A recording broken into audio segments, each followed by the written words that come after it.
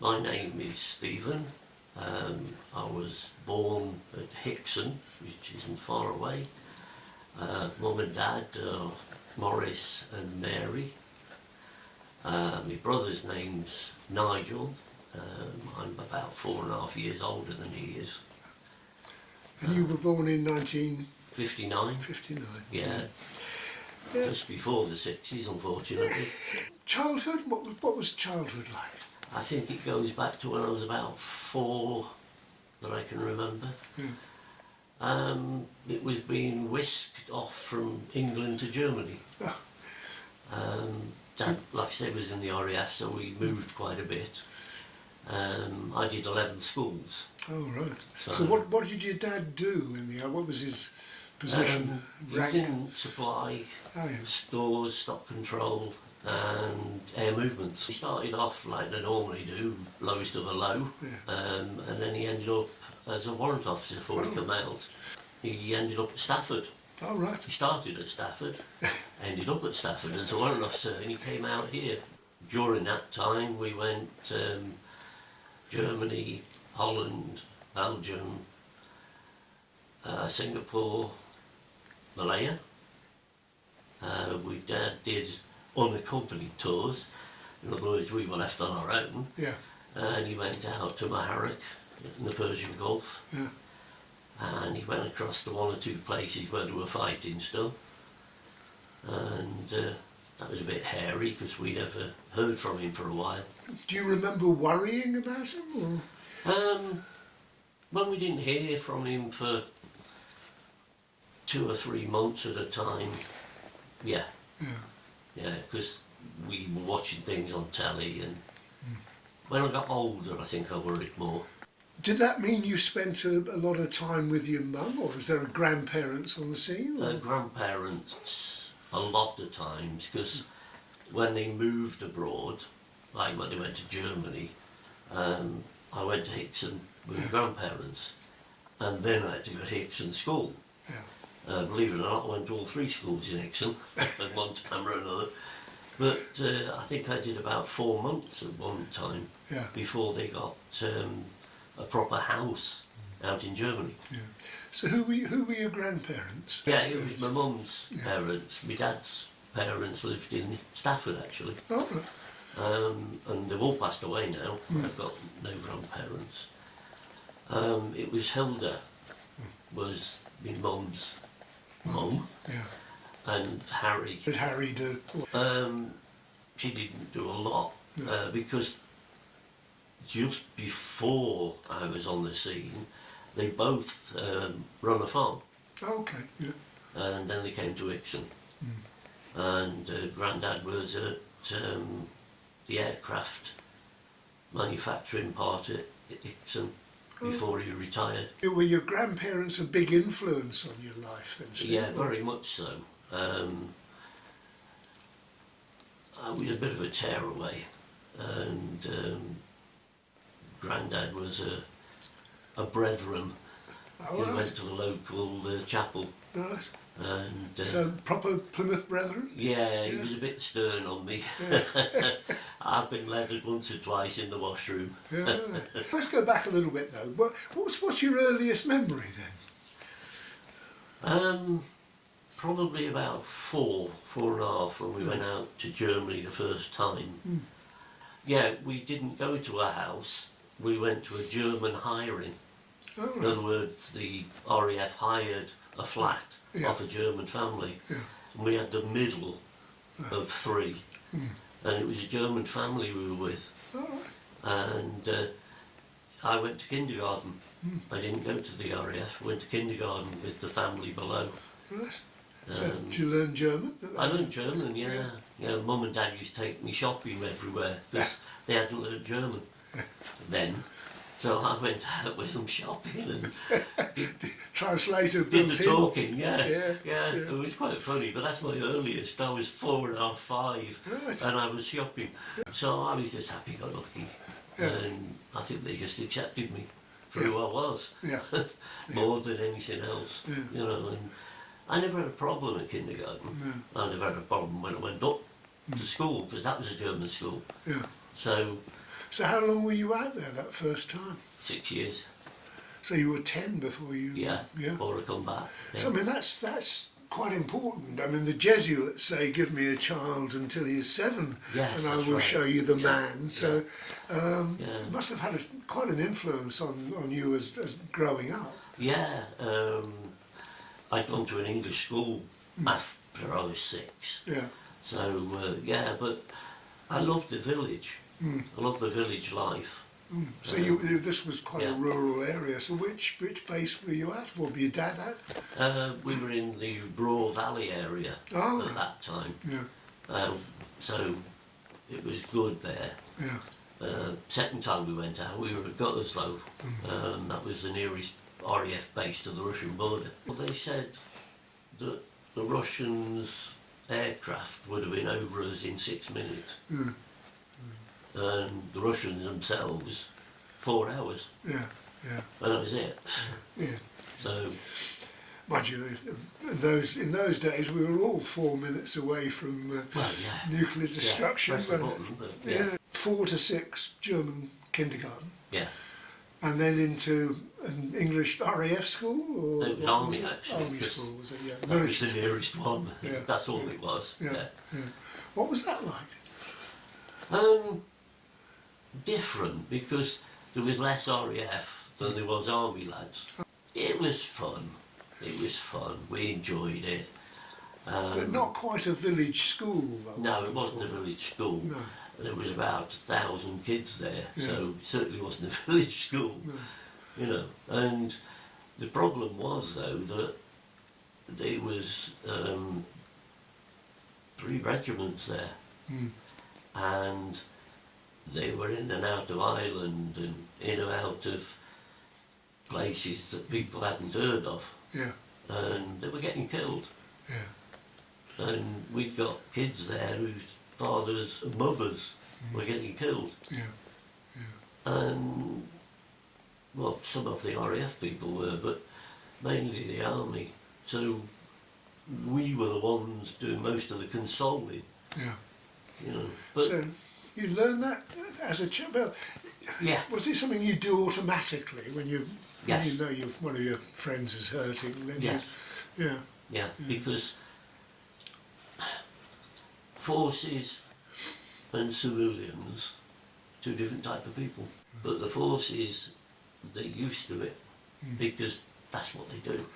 yeah. So how do you think the children you played with when you were 8, 9 years old, were they different from the children you would have been playing with back in Hickson?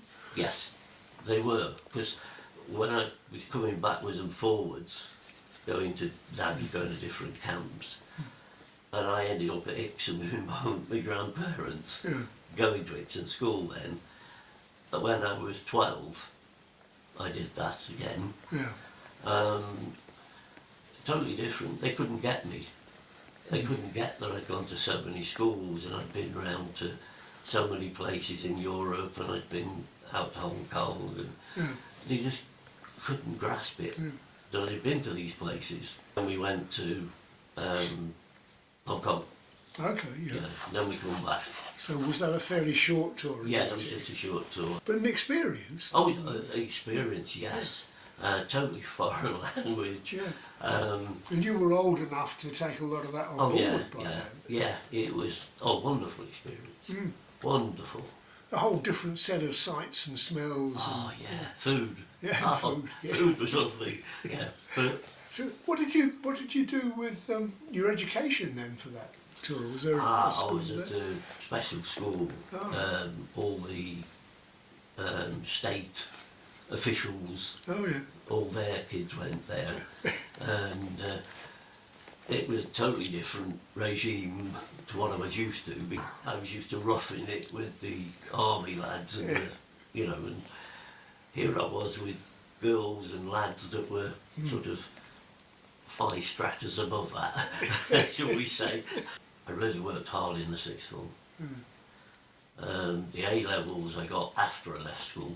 Was that to do with your schooling being interrupted and such like? A lot, and some of it was to do with Stephen being a tearaway and idle. Dad went out to the Persian Gulf. Yeah. We knew there were fighting around that point where Dad kept moving. Well, you were old enough to worry about Oh, it yes, by yeah. that stage. And your mum must have been worried as well. I mean, Yes, we could tell. When my dad was out in Maharraq in the Persian Gulf, he used to phone my mum once a week, every week. Yeah. And we didn't have a house phone. So there was a phone on the corner and it was dead on 8 o'clock and he used to phone. In Germany I took a job working for the RAF Yeah. as a civilian with the German contractors. Doing what? Doing what my dad was doing basically, working in the stores, Okay. stock control, different things in the stores. And of course I learned from my dad basically while I was sitting on his knee, because he used to bring stuff home from work, you know, and he'd talk about work and I'd learn, and so I got on quite well. So one day I was gobsmacked, you know, I was unloading the Hercules and they were putting these dirty great big long cases on, and I went across the other side of the airfield, and there's only two things across there. One's the bomb dump and the other was where they unloaded the aircraft, certain aircraft. So I went across and I got the guide with me in the truck with all the lights flashing, and we went straight across, which I thought was unusual because normally you wait for the aircraft to come in or take off, and they must have stopped everything. We went straight across. I got about 20 cases on, all the same. And I got there and they waved me straight up to the doors, which is unusual. Normally they unload. Yeah. And big massive doors on the front opened. I went straight in. So I stopped and he said, "What are you stopping for?" Straight through. Okay, says I. I'd not done this before. Straight through. He says, 3 down. 3 down? I didn't know what it was, 3 down, you know. I didn't even know what was in there. I've never been in, you see. So these are underground It's underground, roads, 3 down, basically, yeah. And I didn't even know it went 3 down, never in it, you know. Yeah. So I went to the next big door, which was right round the corner and down, and went through them. Didn't even have to stop or anything, you opened just going to it. Round the corner, same again, round the corner, 3 down. And there's loads of these cases, there must be 50 at least. And I dropped the massive, great pallet I'd got with these 20 on. And this little forklift come along and picked one up and unloaded one, popped them with these 50. And he said, "You got the paperwork?" So I gave him the paperwork. He went through it and he signed it and signed it and signed it, give me one to take back. I said, "Don't I get 2? He said, "Not of these, no." I knew exactly what they were then, you know. But yeah, but before that, there'd been aircraft coming in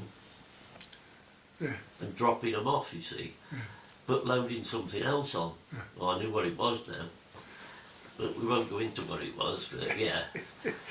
But when you say aircraft, these were V-bombers. These were Delta Wings, yes. Yeah, The big ones. Yeah.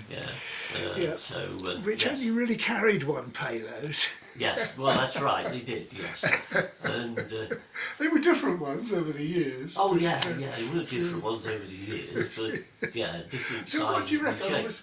was this just changing the armaments of the Vulcans, or was this, you know, we're trading one set of bombs for another, or what was going on? I think they were dropping off the dummies and putting Loading in the real stuff. Stuff on, Yeah, because we were decommissioning the airfield after that. Yeah. And they were going to an airfield in Great Britain. Right. Well, two actually. Yeah, yeah. And then I pulled me back, like we were lifting, and we slipped and paralysed myself from the waist downwards. That wasn't clever. No, it wasn't.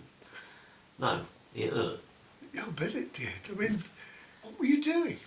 How did it happen? Well, we were lifting something heavy, and it was off the back of a flatbed truck. The forklift was out, and it was wet. And of course, once one slips, the rest of you go. Yeah. And I slipped and twisted, Yeah. and that was it, 3 discs. Right. And, So you were how old? 17? I was 18 and 2 days. 18. Just had my birthday. That wasn't any way to celebrate your birthday, Steve. No, not at all. I mean, that was pretty disastrous then. Took me a while to get over that. And did you? Specialist said I'd never walk again.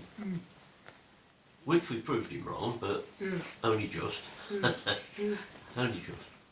They took me to the base hospital hours at the RAF camp, and he put a lighter under my foot to see if there was any movement. Nothing. I could smell burning flesh, but nothing. That's good of them. That's really serious stuff, Yeah. though. So, how did they deal with it?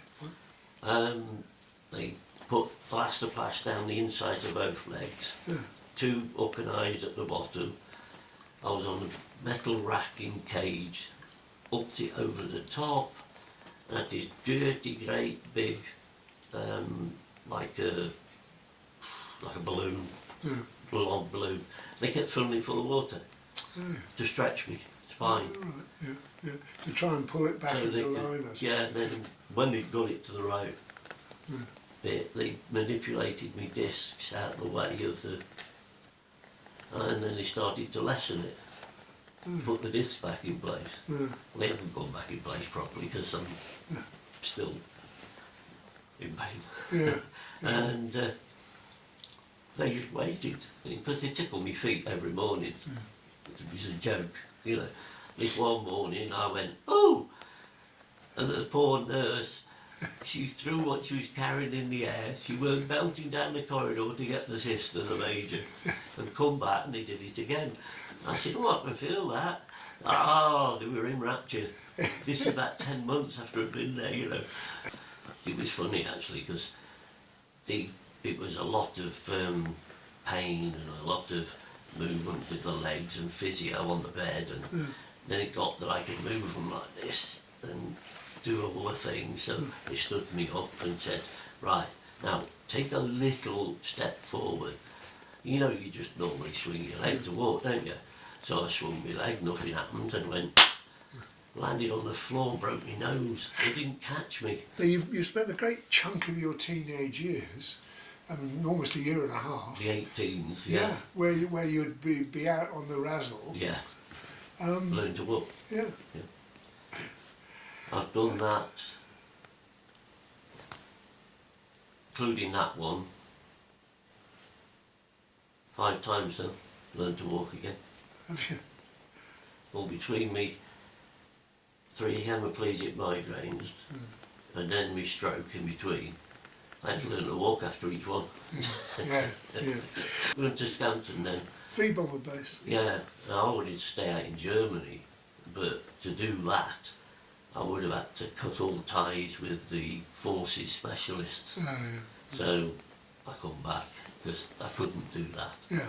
Yeah. And I come back and carried on with me, because you used to have to go to the gym and I had to go and see the specialist, and Yeah. so we did all that.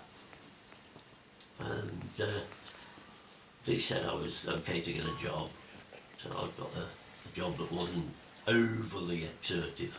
We moved to Stafford. Okay. We being your family.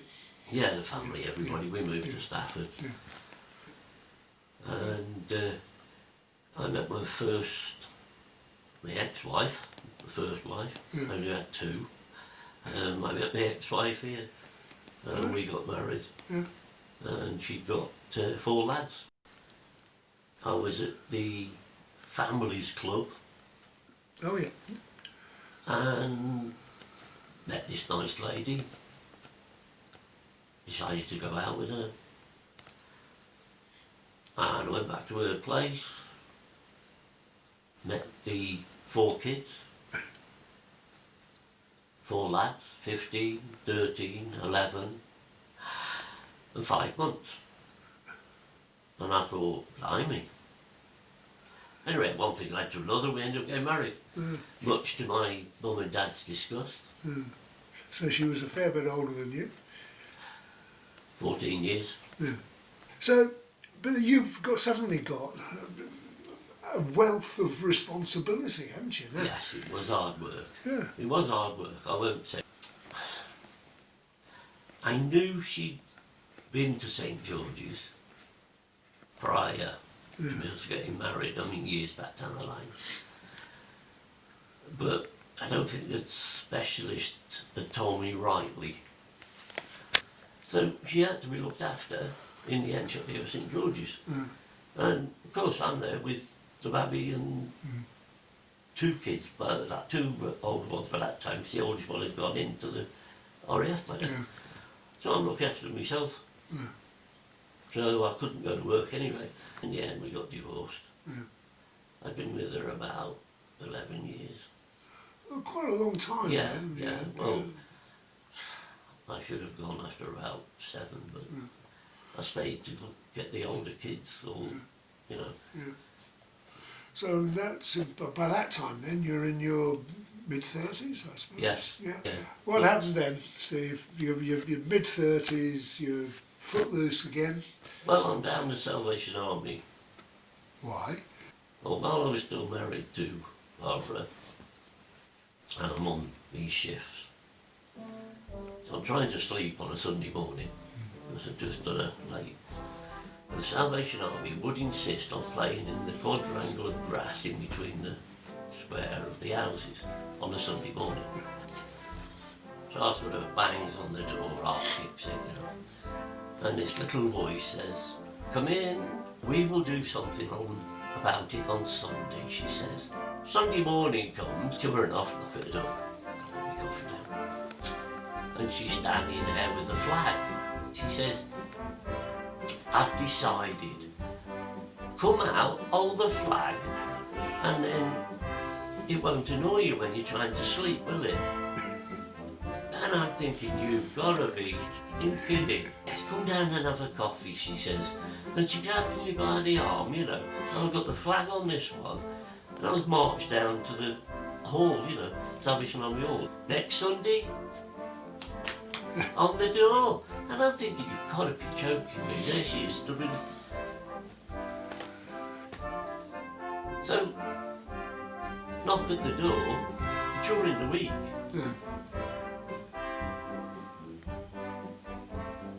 From my ex-missus let her in, and they're chatting away. So I thought, I'm not going to get to sleep here. So I went down, and she said, "Oh, hello, it's you I've come to see." She says, "I believe you know about motorbikes." I said, "Yeah." She said, "Mine's at the top of the garden, and just inside the door. Could you have a look at it?" Didn't know she rode a bike, you know. I'm thinking, oh, she's all right, she rides a bike. Changes your It perspective. changes the perspective. Yeah. So in the end, cut a long story short, about 3 weeks after that, I'm down the Salvation Army, at the service. And during the service, she says, "Now, would anybody like to come to the front and give their heart to the Lord?" And I don't know why I got up, but I'm walking down to the front and kneeling. And I said, and I'm thinking, what the heck are you doing here, Roden? You know, and that's it. I was in the Salvation Army for 30 years after that. Where did the Hells Angels fit into all this? It must have been before the Sally, eh? No, it was after I got divorced. Yeah. And I was having a rocky time at any rate, and I came out. I didn't go to the Sally Ann, shall we say. And it was between that and me going out and getting married to my wife that I'm with now. I went down to the house that they had Yeah. in Stafford, and one thing led to another, and I ended up getting a bigger bike and going down there with them. Because you'd had bikes before, you knew Oh, about yeah, road bikes and all the rest of it. Yeah. So, yeah, going down where with them? They had a clubhouse or a... Yeah, they had a house, Yeah. big house. It was on Stone Road. Okay. Yeah. Um, And this was 3 floors. the Stafford chapter of the Hells Angels. Angels, yeah. And I ended up going around with them for a while. I mean, what made you a bad boy? I mean, apart from, how did you, were you punch-ups or... Oh, we had a few punch-ups, yeah. Got stabbed once. Yeah. I got stabbed. He got had 8 teeth missing. I hit him with a piece of wood.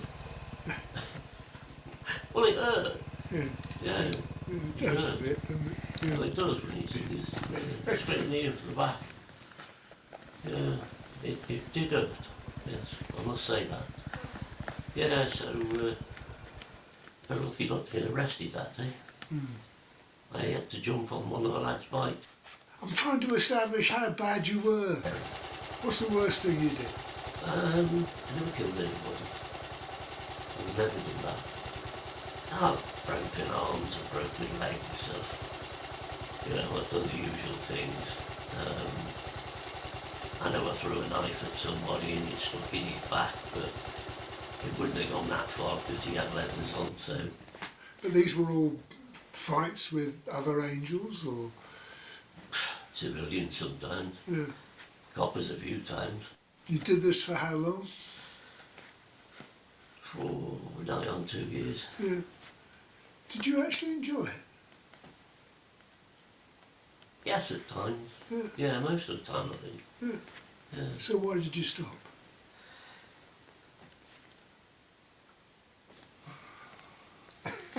They're indoors. They were indoors, yeah. Put it this way, when I first met her, we were that poles apart. Yeah.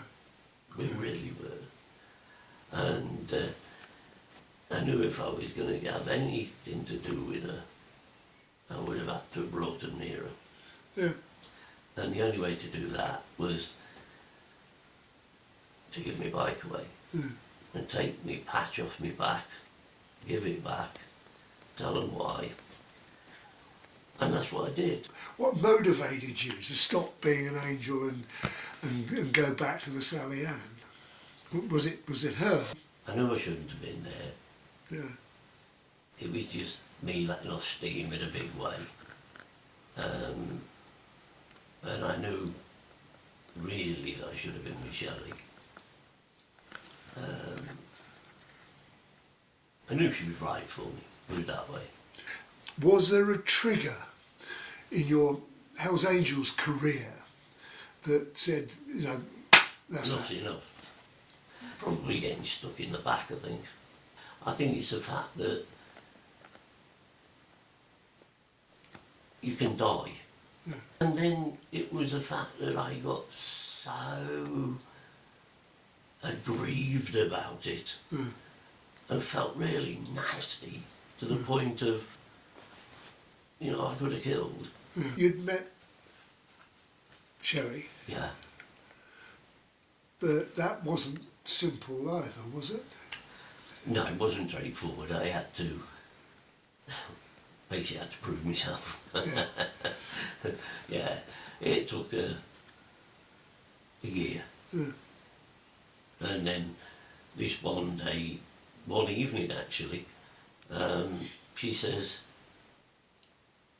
yeah, we'll go out with each other. Her decision. Yeah. Yeah, and then the next morning, she says, don't like that beard. And I got clean shaven. It was a year. And during that year, I was in uniform myself then. Oh yeah. Yeah, so I was Sally Army by then, full and full. Yeah. You know, so we both were. Yeah. And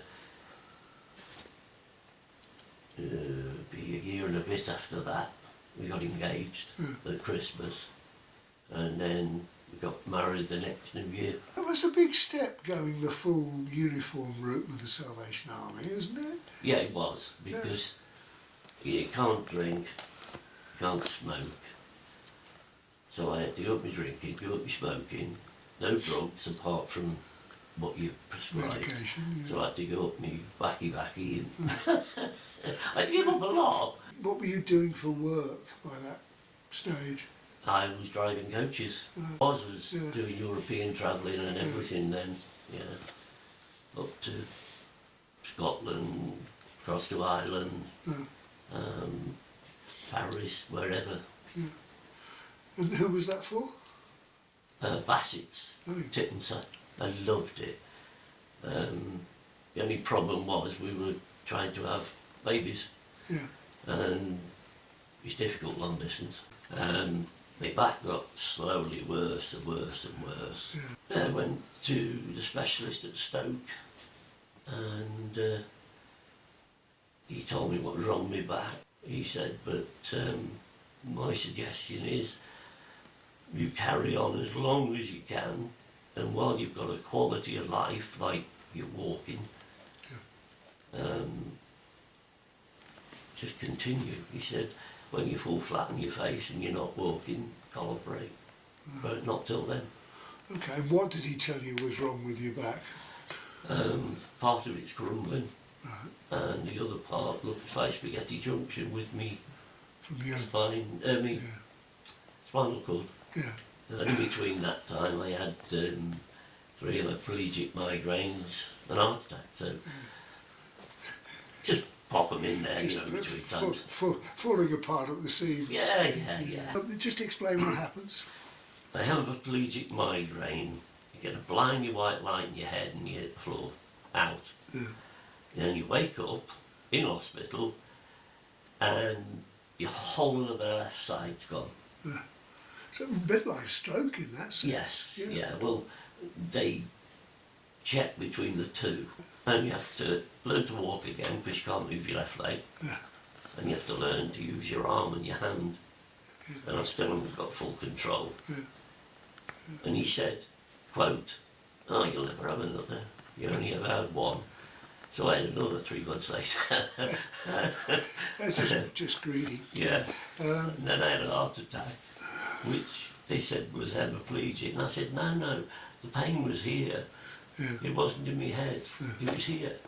So I was took to a different ward and learned to walk again. And then I had another hemiplegic just to prove a point. So who have been the important people in your life? Oh, my wife for definite. Yeah. My wife for definite. Why? We really support each other, and we can work together as well. We've always been able to do that. And I would say Mum and Dad, Gran and Grandad, and my other granddad from my dad's side. Do you still do the Salvation Army thing? No, I'm out of the Salvation Army. We both came out of the Salvation Army. We'd done, well, Shelley had done all her life, and I'd done 31 years. And we've gone up to the Baptist Church. Okay. Love it. Love every minute of it. And So it's obviously still an important part of both your lives. oh yeah, it really is important. Definitely important. Main part of our lives is, and we started a Bible group, Bible fellowship, Bible group here, and we started a little church here. I just realised that it clicked.